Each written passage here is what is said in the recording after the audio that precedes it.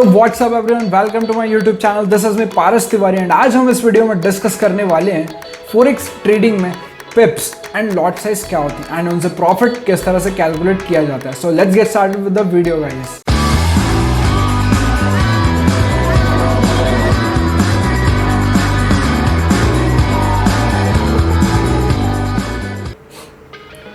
So guys, सबसे पहली चीज जो है पिप्स का मतलब होता है पॉइंट्स इन परसेंटेज। ओके, अब बात करते हैं कि पिप्स एक्चुअल में रिप्रेजेंट क्या करती है। ओके, फॉर एग्जांपल आपने गोल्ड को आपने गोल्ड को 50,000 रुपीज में बाय किया एंड उसको आपने सेल कर दिया 55,000 रुपीज पे, राइट। सो आपको जो प्रॉफिट हुआ वो 5,000 रुपीज का प्रॉफिट हुआ। अगर आप ट्रेडिंग करते हैं तो आप चार्ट देखेंगे, राइट, एंड चार्ट के हिसाब से आप ट्रेड पुट करेंगे। तो आप ट्रेडिंग की लैंग्वेज में आप बोलेंगे कि जो गोल्ड है उसकी प्राइस 5,000 पॉइंट्स अप चली गई, राइट। तो इस फोरेक्स में कोई भी एसेट की वैल्यू अगर करंट वैल्यू से अगर उसकी वैल्यू बढ़ जाती है या फिर उसकी वैल्यू कम हो जाती है, सो उसकी जो करंट वैल्यू से उसका जो डिफरेंस आएगा उसे हम पिप्स कहते हैं। मैं आपको एग्जांपल देके समझाता हूँ।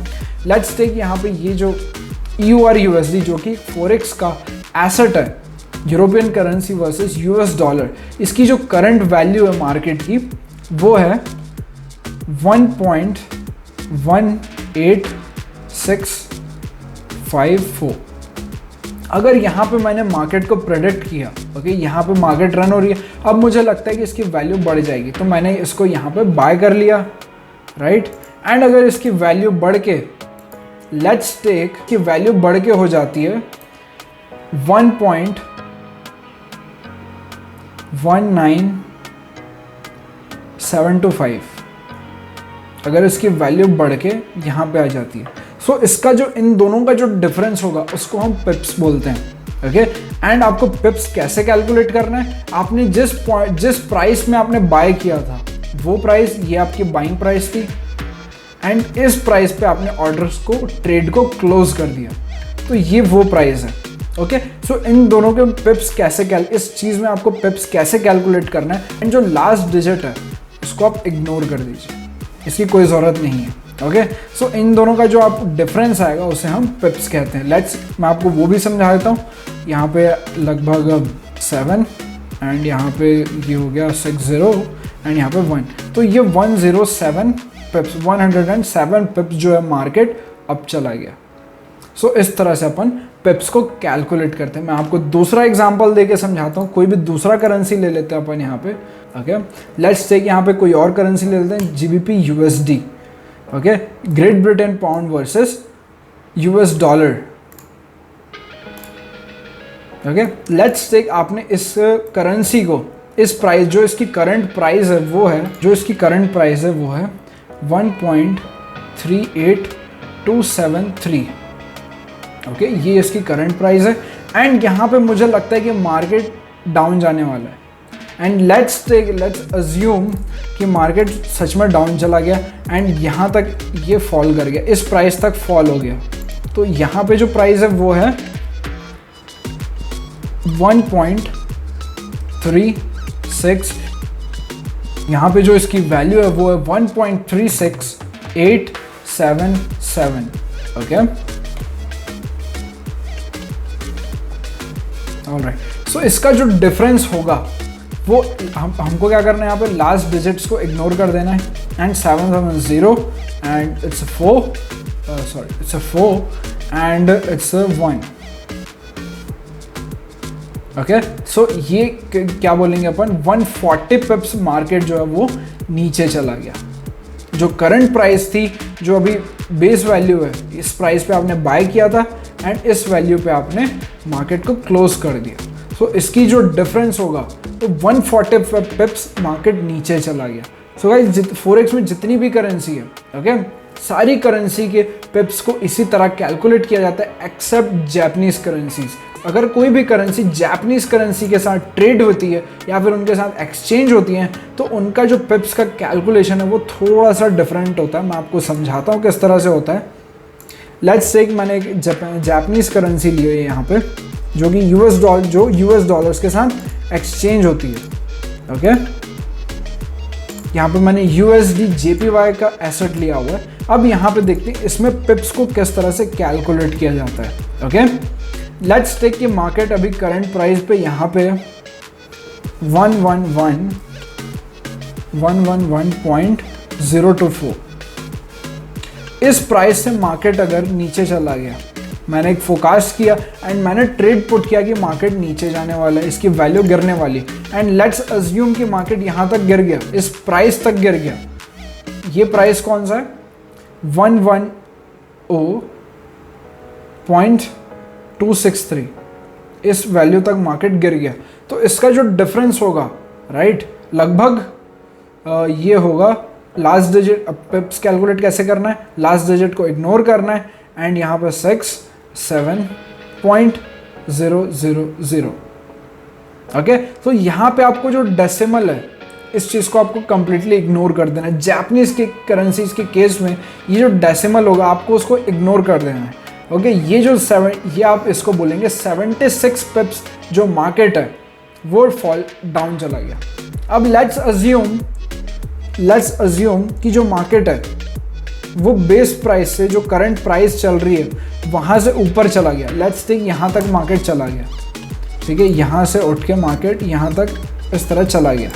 ओके, सो अब बात करते हैं कि जो हमने बाय किस प्राइस पे किया हुआ था। जस्ट अ सेकेंड, हमने बाय किया हुआ था 111.024 पे, ये हमारी बाय प्राइस थी एंड हमने ऑर्डर को क्लोज किया इस प्राइस पे। ओके, ये जो प्राइस है वो है 112.106। अब इसका जो डिफरेंस आएगा, लास्ट डिजिट को हमको इग्नोर कर देना है। यहाँ पे जो डिफरेंस आएगा लगभग 108, यहाँ पे 108, राइट। तो आपको क्या करना है, सिर्फ जापानीज करेंसीज के केस में आपको डेसिमल जो होगा उसको आपको इग्नोर कर देना है, राइट, एंड इसको अपन बोलेंगे 108 पिप्स। ओके, जो मार्केट है वो बेस प्राइस से जिसमें हमने बाय किया हुआ था, इस प्राइस पे हमने बाय किया हुआ था, सो मार्केट बेस वैल्यू से 100 पिप्स ऊपर चली गई। अगर आप इसको चीज़ को कैलकुलेट नहीं करना चाहते, अगर आप सीधा डायरेक्टली आप चाहते हैं कि यहाँ पे कुछ हो जाए, कैलकुलेट करके आपको सॉफ्टवेयर शो कर दे, तो ट्रेडिंग व्यू आपको यहाँ पे एक मेजर टूल प्रोवाइड करता है। आप इसको यहाँ पे ये टूल है लेफ्ट साइड के नीचे में मेजर टूल करके आपको एक ऑप्शन मिल जाएगा। आप इस चीज़ को क्लिक करिए एंड जो कैंडल स्टिक का नीचे जो बेस प्राइस है आप वहाँ से ड्रैग कर सकते हैं ऊपर तक। सो आपको यहाँ पे ऑप्शन मिल जाएगा, आप यहाँ पे देख सकते हैं, राइट, 102।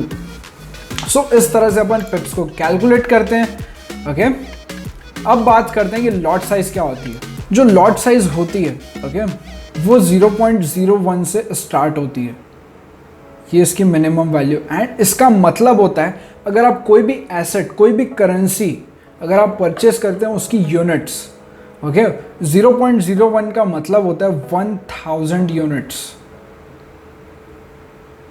Okay, 1000 units. अगर इसका आपको मैं एग्जांपल देता हूं तो आपको बहुत अच्छे समझ में आ जाएगा। $1 इज इक्वल्स टू 74.53 रुपीज़, ठीक है, 1000 नोट्स $1 के। ओके, सो कितने हो जाएंगे आपके रुपीज़ की अगर बात करो, $1000 इज इक्वल्स टू 74,530। ओके, इतने हो जाएंगे $1000। आप इस तरह इमेजिन करिए कि आपके पास $1 के 1000 नोट्स हैं। आप इस तरह से आप समझिए, यूनिट्स लिखा हुआ है यहाँ पे, राइट। 0.01 लॉट साइज का मतलब होता है 1000 यूनिट्स। ओके, अगर इसकी वैल्यू अभी ये 74.53 रुपीज़ है इसकी वैल्यू अभी। कल आपने आज इसको $1 के 1000 नोट्स को आपने 74.53 पर नोट के हिसाब से आपने परचेस किया है। लेट्स टेक इसकी वैल्यू कल के डेट में 74.55 हो जाती है, तो इसमें पिप्स कितना होगा? 74.55 माइनस 74.53। ओके, यहाँ पे एक और डिजिट ले लेते हैं, लाइक 1 एंड 0, ओके 1 0। तो आपको क्या करना है, सीधा जो लास्ट प्राइस होगी उसको इग्नोर कर देना है एंड जो यहाँ पे आपको बचेगा वो होगा 0.02। तो यहाँ पे अपन क्या बोलेंगे कि मार्केट 2 पिप्स अप गया हुआ है, राइट। तो इस तरह से आपको 0.01 लॉट साइज में आपने लगाया हुआ है एंड मार्केट जो है वो 2 पिप्स अप गया हुआ है, राइट। अगर अपन इसको कैलकुलेट करें रुपीस के हिसाब से, अभी आप लॉट साइज को भूल जाइए 2 मिनट के लिए, और इस रुपीस के हिसाब से समझते हैं। ये जो है 2 पिप्स है एंड इस रुपीस में अपन इसको क्या बोलेंगे 0.02 रुपीस, ओके। एंड आपके पास 1000 यूनिट्स है, राइट। 0.02 रुपीस इसकी वैल्यू, जो डॉलर की वैल्यू है वो बढ़ चुकी है, राइट। आप इसको 1000 से आप मल्टीप्लाई करेंगे तो इसकी वैल्यू हो जाती है 20 रुपीज, राइट। इमेजिन करिए कि आपके पास 1000 यूनिट्स है एंड $1 की वैल्यू अगर 0.02 रुपीज बढ़ जाती है तो आपको एक दिन के बाद अगर उसकी वैल्यू 0.02 रुपीज बढ़ जाती है तो आपको प्रॉफिट होगा 20 रुपए का। गाइस अब बात करते हैं कि डॉलर्स में अगर कोई भी एसेट 1 पिप्स अप जाता है एंड आपका जो लॉट साइज है वो है 0.01, तो जो प्रॉफिट होगा वो आपका होगा 10 सेंट्स का। इस तरह से आप समझिए इस चीज को, ओके। 10 सेंट्स को आप कैसे डॉलर्स में कैसे कैलकुलेट करेंगे, 100 cents is equals to $1, okay. अगर आपका लॉट साइज 0.02 है, अगर आपका लॉट साइज लेट्स टेक 0.02 है एंड मार्केट का जो एसेट है 1 पिप अप गया हुआ है, तो आपका जो प्रॉफिट होगा वो होगा 20 सेंट्स का। एंड 0.02 लॉट साइज में जो आपकी यूनिट्स होगी वो 2000 यूनिट्स आप कंट्रोल कर सकते हैं। सो इस तरह से आप समझिए, ओके। अगर आप इसकी वैल्यू बढ़ जाती है, let's take just a second,